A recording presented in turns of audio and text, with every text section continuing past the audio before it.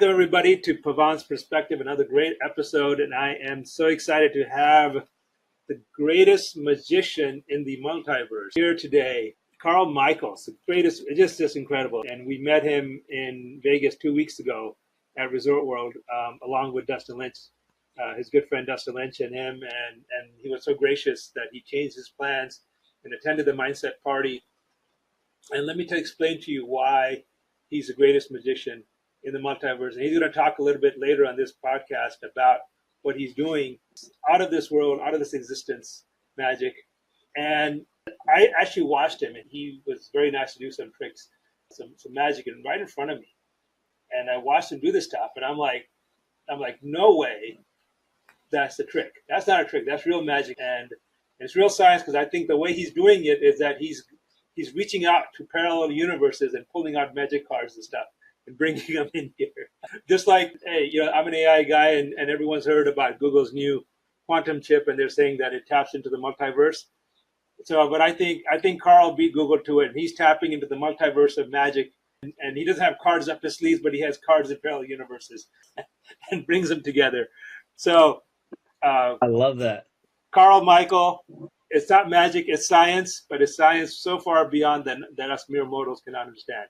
And only a superhuman magician like Carl can tap into this sphere. I love that. That might be the most interesting introduction ever. So yeah, thank you for that. I think based on that, I've even had people, with some of my videos now that have been flagged for AI, I'm performing all of my effects live and in person. So anything you see me do on the web, or on podcast or on television, I can 100% perform live. So I always make that very clear.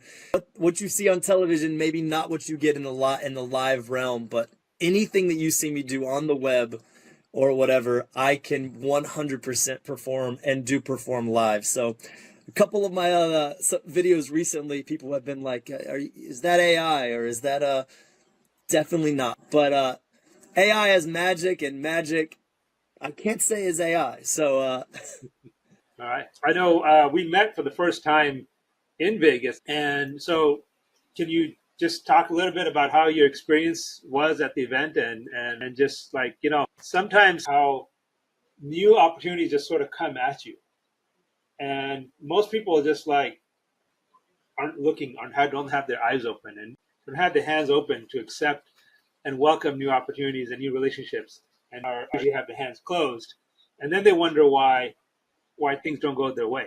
So can you talk a little bit about your open-mindedness and your ability to say, hey, let's take a chance. I don't know these guys, but I'm going to go attend this event and go figure this out. Yeah, I mean, this the way it was presented. Then when I looked into it, obviously super excited to see all the amazing, things you guys are working on, and just like some of the developments and stuff. And when I started to look into it more, I was like, I'm definitely changing my flight out of Vegas for a good reason. So changed the plan for a day and stayed that extra time for just amazing fellowship with everybody that was at the event, and could have been happier. So many just incredible minds doing things with their mind, but utilizing their skills for just the betterment of all. So, once I heard some of the guest speakers and you got up and spoke a little bit about, what you're planning for the future, and it's just really exciting. So obviously very good decision to stay. But when we met in the lobby there, Dustin and I both were just hanging out, kind of got to talking, and, when the opportunity presented itself, we were both on board. So yeah, thank you for having us. Yeah. So I think for the audience, and remember, this is an audience of business people, of leaders, entrepreneurs. And the lesson to learn here, I mean, you basically took a chance. You met us for the first time. We told a little bit about us, and then you said, you know what, I'm changing my plans. I'm changing my flights. I'm going to go check this out. And that, to me, that tells me why you're at the top of your game. Is because you're ready and open and willing to take some chances. And it's not a big chance. It's a small chance. We're just changing a flight. But a lot of people get hung up on the little things, and they let the big things slip away. Right. And that's one of the things I talked about is we're about to start in 2025, a new year. And if we're still holding on to all the little things that went wrong in 2024, okay, and all the little, maybe someone did something to you that they shouldn't have, or maybe you lost money or something, or somebody overcharged you. If you're hanging on to those things in 2025, that's what your 2025 will be a repeat of all the negative things that happened in 2024. But if you instead grab onto all the good things that happened in 2024 and you say in 2025, let's make it bigger, let's make it 1,000 times bigger, then that's what your life will be in 2025. Absolutely. Opportunities, you just said it, when somebody has an opportunity, this is something that I, with my daily life and with my business life and in relationships as well, take those opportunities. Time doesn't reprint itself. But I think within those opportunities do print themselves. It takes opportunities to get more opportunities, and more opportunities flow to more opportunities. But time is one of those things. I tell people all the time, when you give somebody time, it's a precious resource, because you're not going to print more time, but opportunities are out there. You just have to go. They're going to find you. You have to find them, but when they find you, you need to really, take advantage of those opportunities. They may not come in droves. So when that door opens, walk through it. And I don't usually second guess myself. When I have my mind made up that I want to do something, I definitely go, 100%. Like I wouldn't say that I'm going to go do it and then second guess myself and say, oh, if an opportunity comes knocking, I answer the door, and I don't let the doorbell ring a second, third, and fourth time, because eventually it's going to walk away. So. Great explanation. So for 2025, can you give us a recap of how your career just took off in 2024, and now you're like on this rocket ship to the I wouldn't even say the moon, but to the center of the galaxy? And can you talk to us about what's happening and what you feel you're allowed to share? If you could share some inside baseball with our audience. Absolutely. So I like to start my recaps with a recap. That's just a quick memo. You recap. 2024 was a year of a lot of creativity. So I was in the creation mode most of the year. A lot of downtime, creating a lot of new effects, new illusions, things to that nature. Obviously, I still had a full load of corporate shows and theater shows and casino shows. I performed 125 shows in 2024. So it was supposed to be a year of just a lot of development, but I still performed about 125 shows. So I was on the road 90% of the time, not home that often. But a lot of creativity went into 2024. I feel like every year presents itself with new challenges, but this year was being able to create on the fly. So I created a lot of brand new effects, but I will say that we're working on a brand new TV development. There'll be some new information to come soon on that, with a Magic TV special. Obviously, some of those projects takes a lot longer than you would like them to. And just to get people kind of excited with some of the things that's going on with, advancements in technology and space and things. I will say that I am pursuing to be, as long as somebody doesn't beat me to the punch, I will be the first magician to perform in space. So that is something that we've talked to some different components about, and some different people. Not to give anything away just yet, but I'm on track to be the first magician to perform in outer space, which is going to be exciting to work on and challenging in a sense. But that is something that's planned for late 2025, early 2026. That is amazing. That's like the first time I'm hearing that. So that's super exciting. So you could only guess who you may be partnered with to make that happen. So Yeah, don't want to throw away too much away just yet, but that in itself, anytime you can, and I don't want to say that things are gimmicky with certain professions. Obviously, if you followed a lot of my magic, my kind of MO is, magic for some of the top companies around the world, and also some of the biggest, most influential celebrities. And I use that term lightly because I think you can be a celebrity in any field that you are in, notable or celebrity or well-known figure within your line of work or specialty. I don't just put it to music and film and TV and sports. But if you're the best 1% of anything that you do across the board, you're in a sense a notable figure or a celebrity. And I think even if you aim to be in that top 5% window, you're going to be, widely, even if it's just within your own, figure, whether it's the world of cooking or art or even somebody that's the best candle maker in the world, you're going to be known within your own realm if you're the top 5% of what you do. So that's what I loved about your event. You got a lot of the brightest minds and most creative minds within their own respective fields. I mean, we had skateboarders, surfers, country music stars, magicians, so just when you put people that are at the top of their game all in one room, it's really exciting, the kind of conversations that open up about your own careers and about their careers and the similarities and differences. And I think all of us can take different pieces away from those conversations on, well, I like what he does with that. I like what he does with that. Or really, really exciting to talk to all the different, eccentric and interesting people within the group. Well, I can vouch for that. I mean, he was standing right in front of me and he did these tricks, and I'm like, he did this magic, and I was like, what the heck? How did that just happen? Like, there's no explanation other than, only scientific explanation I could think of was he is crossing different parallel universes and making things happen. I will not divulge any secrets or say how I'm presenting that, but something of that nature. We can just try something through the screen really quickly. This is just fun, just to get people loose. So I'm just looking here, and obviously I just wrote something on this piece of paper. Pavan, do you know the word that I just wrote on this paper, just for fun? Do you know the word? 100%. Do you know the word? No.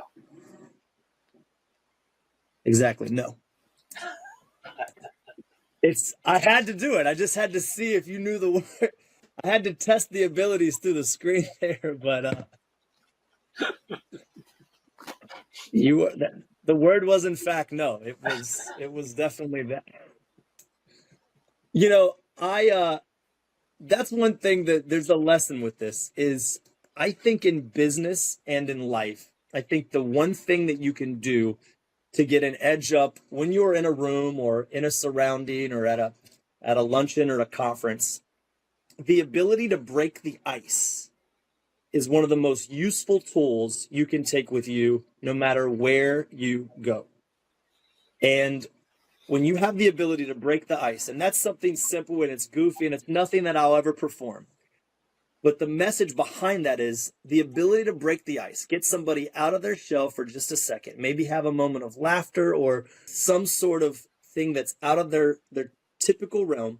They'll remember you and they'll remember that moment. And I think I think everybody in the entire world should learn how to do one little quick joke or one little quick magic trick to take with them that's very simplistic. And that's something that we're actually releasing in 2025 for conferences and things like that, is to teach simplistic icebreaker magic for the modern and business world.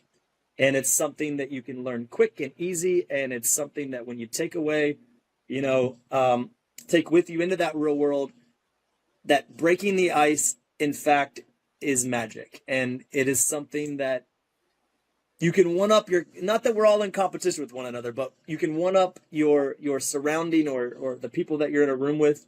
If you're able to do just one quick magic trick just to break that ice, can go a long way in the world of business. And I believe that wholeheartedly. So, well, I think if you can make people laugh and if you can make people feel happy, that's the ultimate goal. Make people feel happy, then you've added value. That's why we're all in business, is to deliver a service or a product that improves people's lives.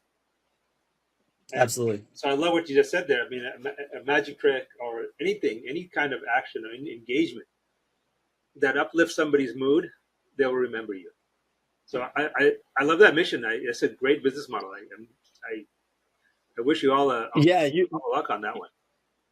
You said the key word there, engagement. I think not enough people get that real life engagement. They see a lot of, my magic on the web is one thing, but seeing magic live and in person is another thing. I am getting really excited though about, I didn't get to pick your brain as much as I wanted to the event because we were all we were trying to meet everybody and it was short-lived. But, my way of thinking with magic and creativity and actually being complex outside the books of, I have a whole library here of just old magic manuscripts from the early 1900s, 1930s.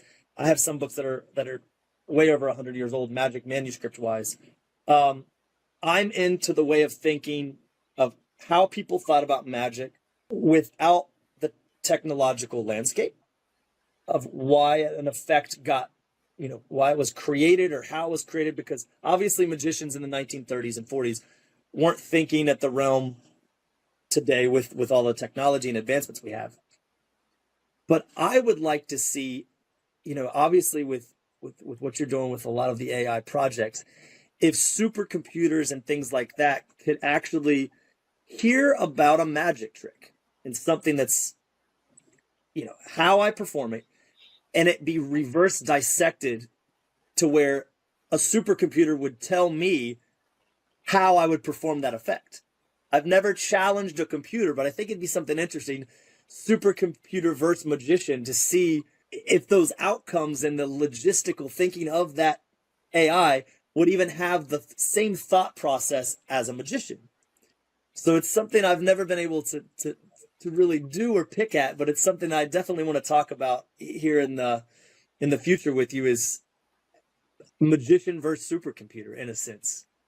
Well, the challenge with that would be that the AI will have to be trained with the loss of tricks, loss of magic, and how it's done, right? So you'd have to get such a big database of existing magic.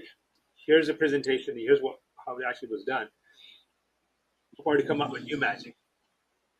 Yeah. And so that would involve top musicians like yourselves divulging their secrets into AI, and that wouldn't be wise for you to give up your knowledge, right? And give up your trade secrets to a big tech company. Correct. Right? Magic is very closely guarded in a sense, and every magician is different. I gotta give, obviously an enormous inspiration of mine is David Copperfield. And, David Copperfield still today is headlining 12 plus shows a week, at the MGM casino. He's still at the top of his game, still creating, still has an incredible team around him. And the key word there, you're only as good as the team around you, I think, in business and in entertainment.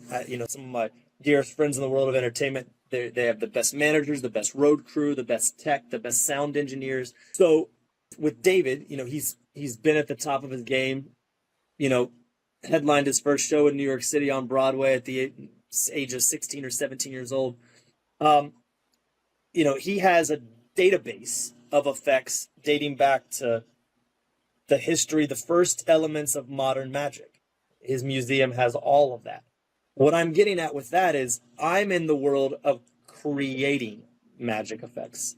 So everything that you see me perform is an effect that I have created or developed, and each one of my effects has two methods.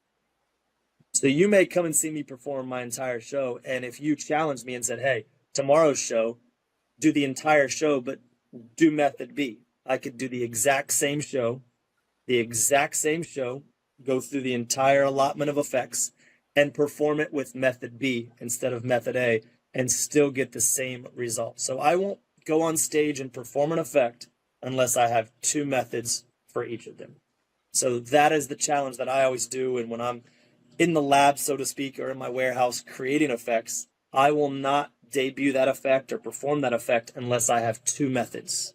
Every single effect that I have documented and cataloged has two methods. But while on the subject of AI, I think I can add another twist to this, which is blockchain. So you said you mentioned you're in the lab designing new effects, and I'm sure that's a very closely guarded process. There's probably just you, maybe one other person that you trust is probably involved in that with you, if even that. So now the challenge is, you, like all creators, is how do you protect it, right? How do you prevent someone from stealing it or having it leaked out or so forth, right? That's your whole life's work there. Okay, so what we created with Angel Twin, as a new product that we're launching, it's called Angel Twin, is you'll be able to store all that knowledge in your private vault on chain. Okay, but you would only have the keys to. And that private vault, to go back and answer the question about AI, that private vault feeds your own private AI that no one else can copy. So now you gain two advantages. Is number one, if someone did steal your stuff, okay, you have a permanent proof, a legal proof that it was yours because it's on chain. Right? So and it's on chain in a smart contract that will hold up in court. Okay, so you could easily out any thieves. Okay, that's number one. Number two, right? Your twin, right? Imagine an AI twin of Carl, right? It's like Jarvis and Iron Man, except in this case it's Carl. It's your AI Carl. That's helping. That's your assistant helping you create new magic. Because now your twin is trained on all this data, and it can go run the AI algorithms to go and say, okay, we can do it this way and do that, and calculate forward thousands of different combinations and possibilities that it would take you forever to do. So now your AI assistant is helping you design new magic. I love it. Nah, we had briefly spoken on that, and then so that whole process, is it just how much time I'm spending with it, or is there an initial period to get that started? You know, the whole process on that, or is it? Yeah. How much you could talk about right now about the initial process? How much initially is the foundation of it? Yeah. So the initial foundation is, with your permission, what Angel Twin would do is go into all your social media and any public recordings you have out there, any recordings that you have of you performing the magic, or of you just performing and you speaking and you being yourself. And it would take all the data and load it into your vault. Okay, so like I was just on Instagram before this podcast and watched you do it. And I watched you do a great magic trick with the pumpkin and the card that you tore it off at the corner, right? It was a 7 of hearts or something. Right? I was like, wow, how did he do that? Right? Clearly, that card crossed the multiverse. That's the only explanation I have for it. So the idea is that when you uploaded that video and you put it on Instagram, okay, what most people don't realize that Instagram Meta just rolled out a new release that basically all that content belongs to Meta, and they can use it, train their AI. And they have this creator flag deeply buried and hidden in their setup, and I don't even know where it is, but it's in there somewhere. That you have to go and find it, and then you turn it off, and then you take away the rights to take your content. So 99.9% of creators don't even know that flag is there. So when you're using Instagram or TikTok or LinkedIn or whatever, every content you put in there is being taken by those tech companies and training their AI. So the AI has at least learned your style, has learned the trick. It doesn't know how it did the trick, it doesn't know how it did what you did, but it has learned it. So it can start creating content that's similar to yours. Right. The content, one thing being, you hit on one thing that I think maybe even outweighs just the way of thinking, but the proof of creation, meaning when I put something out there, you know, and it locks that in, and it's my vault. Obviously, you know, creative people, whether it be somebody coming up with a song or a magic effect or a piece of artwork, obviously that being secured, that is time stamped and dated. That CM Magic created the outer space levitation, you know, on March the 13th, 2025. Obviously, no one can take that date stamp away. And I think that's important now with creators, podcast, inventors, musicians, artists.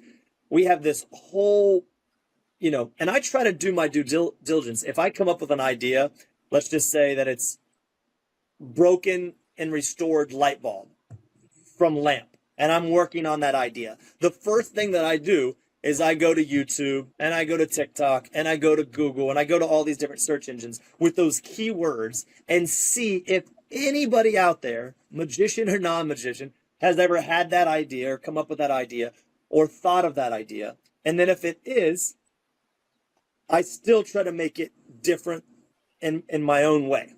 And obviously, the kind of the ground floor of me creating a magic trick is to first think of some outlandish idea. And that's what I always do. And I write the idea down.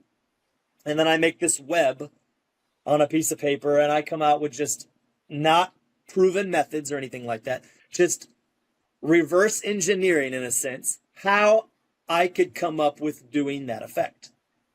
And I just web it out, and I come up with my best idea and then far-fetched ideas. And I'll be honest to you, it's some of the far-fetched ideas that are lower on the totem pole that end up being the actual method itself, which is crazy. And I don't know if anybody out there watching that has that same type methodology with the things that they're doing in their own specific businesses, but it's those ideas that I don't initially think about that more than 50% across the board end up being the actual method that is the working, usable method number one. And it's happened a lot here recently. I'm doing a lot of stuff with Rubik's Cubes. I had somebody say, hey, we really like the one little Rubik's Cube effect you performed. So now I have like 15 different, just in 2024, created like 15 different Rubik's Cube effects, from matching the Rubik's Cube of the spectator to my own, to solving a Rubik's Cube in a flash, to having 3 different Rubik's Cubes match up, to 24 Rubik's Cubes being mixed up and put in different variations, ending up being the silhouette and the outline looking like the celebrity that they were thinking of. So there's so many different just now challenges with Rubik's Cubes that I'm developing. And I think one idea goes to another idea to another idea. And then that's why I'm like team no sleep sometimes, because if I'm working on something or I have this outlandish idea, I'm the type that pushes it to the edge, where I don't want to stop working on that until I have a solution. So, obviously, if you come see my show, you may see me perform in a 90-minute stage show. You may see me perform anywhere between 17 and 22 effects, because there's pattern, there's routine, and audience interaction. But you'll see 17 to 22 different effects or illusions or actual start to finish performances. Now there's lots of little things in between there, and there's other subtleties that are surrounded to one effect. There might be 10 different little tiny tricks with one routine. But I have 1,300 cataloged effects and creations right now in my arsenal. So the way I'm thinking, I'm ADD to the max. There's 1,000 things that I'm thinking of while we're just sitting here, and there's things around my desk here, and I'm trying to play. There's a lot of distractions. But I will tell you, the hardest thing for me as a performer and magician is to come up with the 20 effects that I'm putting on a stage out of the 1,300 that's going to cater to my entire audience. And that's the toughest thing, I think, as a magician for me, to find the 20 things that I think are going to be pleasing to my audience. Not what's pleasing to me, because my favorite effects are not what the audience wants to see. So it's a little bit of a cat and mouse game with unveiling an effect, or maybe taking it on the road for a week or two of shows. And if I don't get that reaction that I want initially, I don't give up on it and just scratch it. But it's always a cat and mouse game of what my audience likes and what fools my audience and what entertains my audience based on what I like as the performer and creator. So that's the toughest challenge for me. Is there's 1,300 things right now to go into a show, and I only take 20 to 25. So, but I mean, that's understanding your audience and talking to your audience. That's 80% of the battle. That is part of it. And then I think, my guess is that each show that you do, you have to sort of instinctively almost feel the energy of the room, and you probably are making some adjustments in the moment based on how you feel the energy of the room. Absolutely. There's a lot of, especially when I'm performing for a lot of tech companies and with Fortune 500 companies, a lot of thinkers in the audience. My routines and pattern will be much different, presented in a different manner. than me on stage at a casino where people are there to see the show. We're coming out with some things now and bringing videos to life, which is a really interesting concept. So I'm taking screens and video screens and things, on stage with me and making videos come to life. So, there might be a commercial and you see, not to give away any products or anything, but you might see a bottle of, your favorite beverage on the screen. And all of a sudden during the show, I interact with that screen and I'm pulling those objects out of the actual video element itself and making them 3D and tangible items. That's just one thing. Another thing is tapping into the senses is something that's never really been done in magic. So we're developing a show that's more than just eyes and ears. Obviously, most magic shows you see with your eyes, you hear with your ears.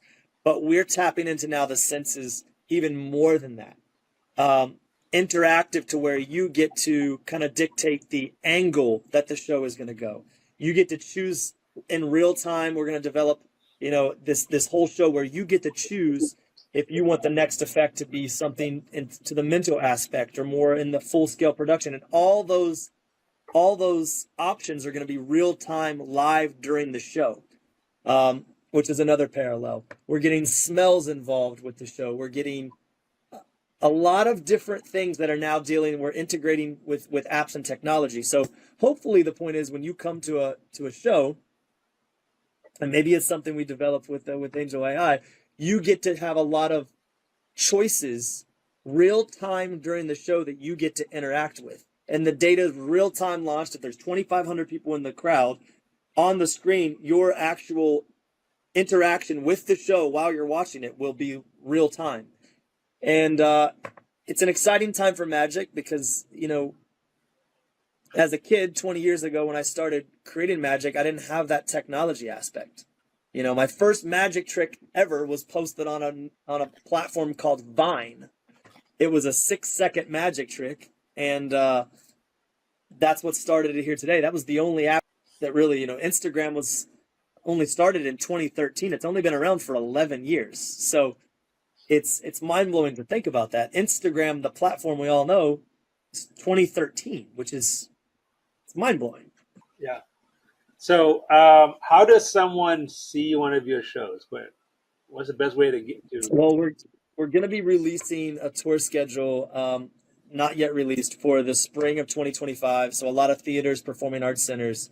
We're doing a lot of stuff on the web right now. So be on the lookout for that. Lots of cool, interesting events that are coming out with a lot of different, partnerships. The Super Bowl, a lot of the different horse races and things. We're going to be having a lot of very interesting, celebrities and figures from all the different spaces, interacting with them. Really excited about that. And I touched on earlier, the TV special is in the works and as we speak, but being the first magician out there, and I know if there's other magicians that end up watching this, it's all fine. It might be called The Magician's Race to Space, but I plan to be the first magician to ever perform a magic trick in outer space, which is going to be exciting, challenging, and something brand new. Every magician has their one thing that they're known for. Obviously, Houdini with escaping upside down or underwater. David Copperfield vanished the Statue of Liberty. He has Vanishing the Moon still in the works, and Carl Michael CM Magic will be the first magician to perform in outer space. So we all have our little thing. So I'm getting really excited about that opportunity. So how does someone find you? How does our audience find you on the web? All the socials at CM Magic. So CMMAGIC. And hopefully a lot of your audiences will be seeing me at some of the summits, the mastermind summits and things in the future. I had a great time. I met a lot still have been engaged with a lot of the people that are there. And I'll tell this to anybody out there that's ever considered, attending one or going to one. Don't miss your opportunity. Everybody's so gracious with their time. I think that's the one thing is people that are in that room are deserving to be in that room, but also want to be in that room. And I think that's a key component. There's a lot of people out there that have their ideas and creativity and they stick to themselves, but everybody in that room is very gracious with their time and energy and ideas. And a lot have reached out and wanting, I will say people waste no time because they message you and say, hey, I got this, I'd like to be a part of this. And I think that's another thing too. Don't be afraid, anybody out there that's in the world of business or creation, don't be afraid to ask, hey, can I have a moment of your time? Can you review this? Can you look at this? You're never going to know, and it's right back to that word opportunity. You're never going to know the opportunities that present themselves if you're not hungry and pushing and striving. And my mom and dad are always getting me little trinkets and things that are memorizations of that. And it says, work every day until your signature becomes an autograph. And that's one of the newest paintings that my parents got me. So it's always little words of motivation and encouragement. And I think in my daily life, getting caught up with, there's so many things going on, and balancing, your private life and your personal life with your entertainment side. I think the one thing to always do is to stay grounded, stay hungry, but stay humble. And, obviously, if you don't love what you do, go do something else. And I think that's the other thing that in business, I love what I do. And as long as I'm not at dinner or running through an airport late for a flight, and you ask me to, and you see me out and you ask me to do a magic effect or a trick for you, I'm 100% all about it, because it's my passion and my love. And happy to share that with the world. I think it's not a gift unless you share it. And I think that's one thing that I can say, that you were very, very gracious with your time at your own event, and people were pulling you 1,000 different directions, but super gracious with your time. And obviously, look forward to picking your brain more with the angel twin and some of the things coming up, because I think there's a lot of interesting components with that. Yeah. So maybe we'll send you to space with your twin. Hey, I'm excited. It's a great time to be alive, and innovators and creators such as yourself are kind of opening up that other dimension and third eye with things, and it's quite exciting to experience and hear about. So it is. It's I agree with you 100%. I mean, I just love what I do, and I get up in the morning. It's like I can't wait to get started. It's just another fun day. I get to play. Basically, I look at my tech like toys. I get to play with all my toys all day long, and then and to get a chance to meet with really cool people like yourself, and then the next day starts all over again. absolutely. And also, like, my team, I just have so much fun with my team. They're such nice, brilliant people that I get to be around all day long. It's like, why not? It's like I feel so blessed. And ultimately, I think it boils down to, if you're doing something with the right vision, the right mission, and if at the core of your mission is to help your neighbor, then I think everything just sort of becomes positive and happy, and life goes where it's supposed to go. Yeah, absolutely. You can tell, same kind of thing when I talk about and I call it a gift. I've been given this ability to think outside the box and perform. It's, you get excited and giddy about it, and you can see that childlike, smile when you're talking about your projects or when I'm talking about my projects. And I think that's a great thing. I think all of us, the sad thing is, I think all of us out there have our own individual gifts, but only a few of us are able to find and act on that gift that we all have. So many talented people in the world. There's so many, I see street performers that blow me away with acrobatics and with the different things that they do. There's just so many talented people out there, but not everybody's given the opportunity and the same,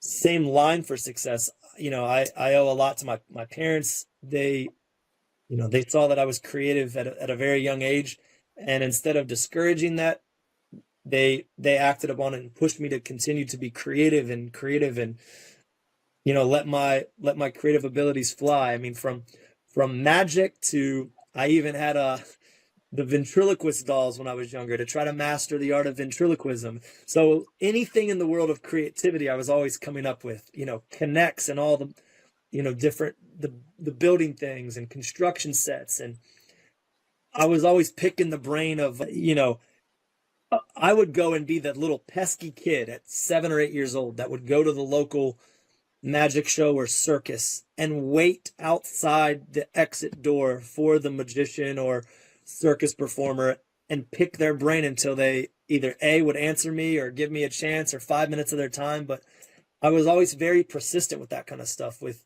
always trying to get access to the minds in front of me. And that has stayed true today. Now I'm in the development world, and I'm in the rooms with these people, but I never miss those opportunities to pick the brains of any creative person in front of me.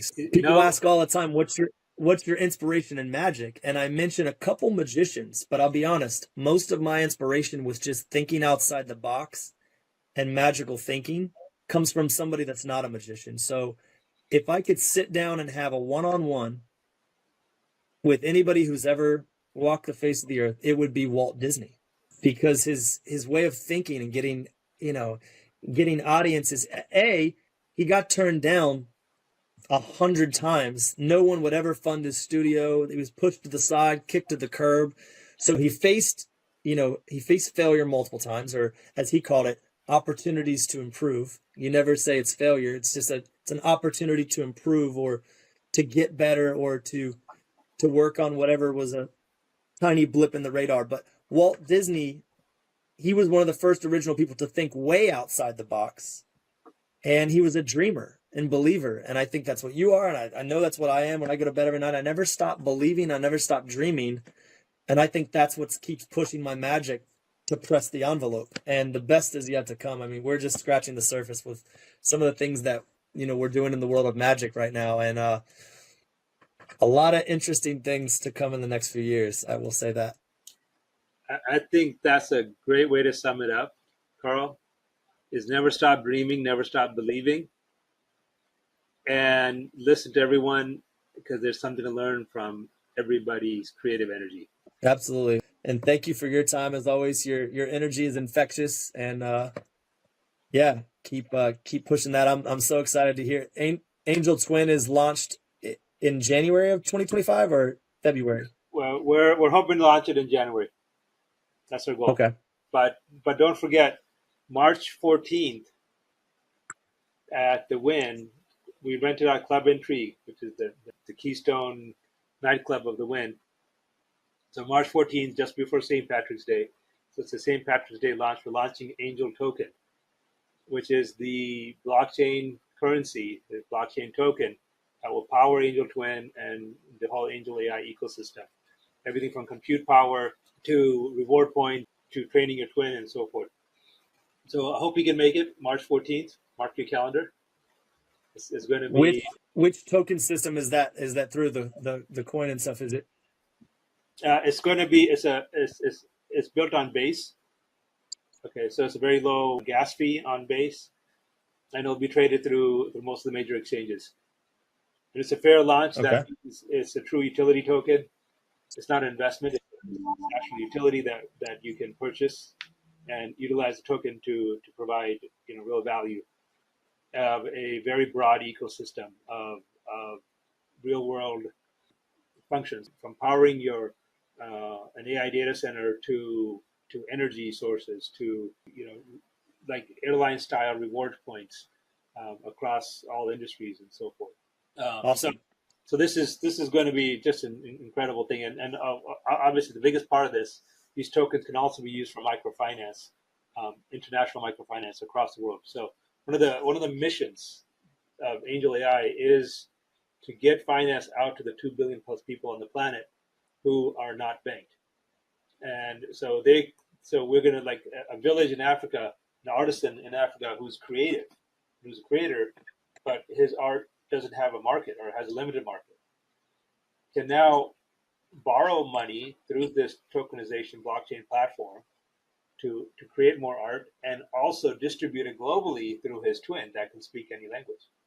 So imagine, Carl, your twin doing a magic trick, in Mandarin or in Hindi or in French or in German, right, or in Swahili, right? And so you now have a new global audience, and is perfectly explaining the magic in that local language.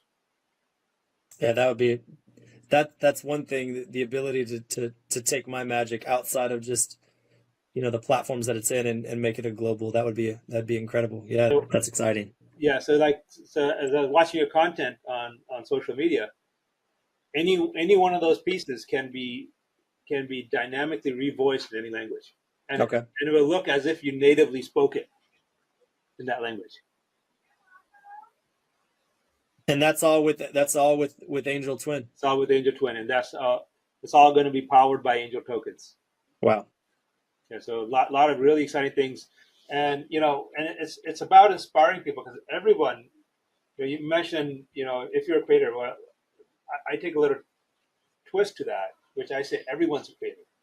And in the AI economy, where $30 billion is adding to the AI economy in the next 10 years, is you have to be a creator, and you no longer are a robot working for someone else's ideas. Every single one of us is a creator, and it's time to tap into that and be a creator and save your creativity on chain and multiply it and sell it to other people through your twins.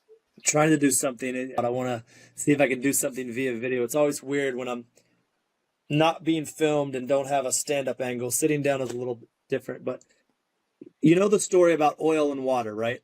Yes. Obviously, you put water in a bowl, you put oil in a bowl, they stay separate. You can see I have red cards, blue cards. You can see them all there. 3 of each. It's like oil and water. I won't do any special moves. All I'll do is turn the cards, give it a snap, and you can see that they separate. Now that looks good on the front, but let me show you the back. You can see the indifferent cards and the face cards are separate. No special moves. All I do is snap. And you can see that now they're all together. It's a multiverse of magic. So that's a little oil and water.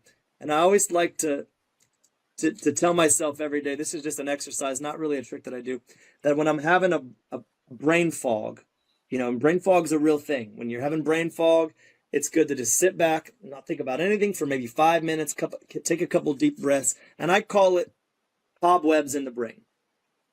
So if you have cobwebs in the brain, you can see the cobwebs in the brain. All I do is I put that cobweb on top of the little stack of cards. Again, snap that finger. Just give yourself time to let that go away. And you can see the top card. It really is the top card. Look, just the top card. But if you just give it a few seconds, that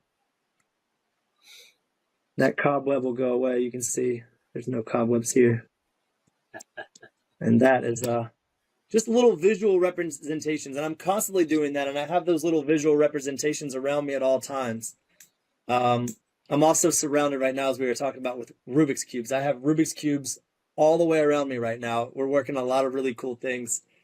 But what I hope to do is I'll put on the AngelAi gear. I'll go to the beach when it's a nice day next week and film a brand new, never before posted magic effect specifically just for AngelAi. And I'll unveil that as one of my first effects that I put out on the web in 2025. It's going to be a really interesting effect. We're going to go to the ocean and film that. And I'll have the AngelAi hat on and we'll launch that in first of next week.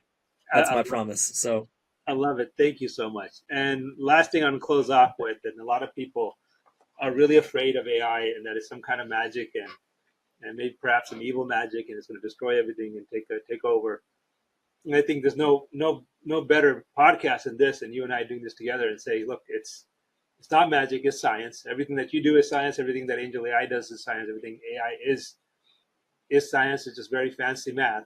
And it's really nothing to be afraid of. And it's something that you need to embrace and use so that you can propel forward into being your full, limitless creative potential. And stop doing mechanical, robotic work. Most of us, the Industrial Revolution has reduced us to robots. That's the irony of it. Right? It's like we get this sort of modern amenities, but at a tremendous cost, almost at the cost of our souls. Like we have to work as robots all day long, and not be what God meant us to be, which is to be free spirited and creative. So if we can let the robotic work go to the machines, we go back to being who we are. Absolutely. I couldn't agree more with that. I think all of us out there tap into their untapped potential because I think we are all flowing with creative abilities. And you couldn't have hit the nail on the head any clearer that we've just become laxed in this just kind of lackadaisical age where you can go and you do the same redundant. No, there's so much potential for all of us out there, and the best years I think with all of us are ahead. So I believe that. I also believe in the good in people, and I think we might see a new change of just people being positive. I think the new positive revolution is about to start, which is something I think we could all take. I challenge all of you out there today. Don't waste time. If you see this video, I challenge you to do this. Get online and 5 things or 5 people or 5 talented or interesting people that you see out there, whether it be somebody working on an art piece or a music piece, go to their comment section and comment, keep going, or I love your work. Be positive. Try to be impactful with your words and your positivity. And I think if I challenge all of us out there to go to just someone's random profile that they've never met before and just type in great job or I love your work or appreciate your creativity, I think if we start being more positive and stop being less, internet keyboard warriors and trolls and start using our keyboard to promote positivity, I think if we all do that, the world will boom with success. And I truly believe that. So I love it. And I will close with 2025, tap into that creativity, tap into that limitless you, and not just 2025, the rest of your life. Just remember, nothing is beyond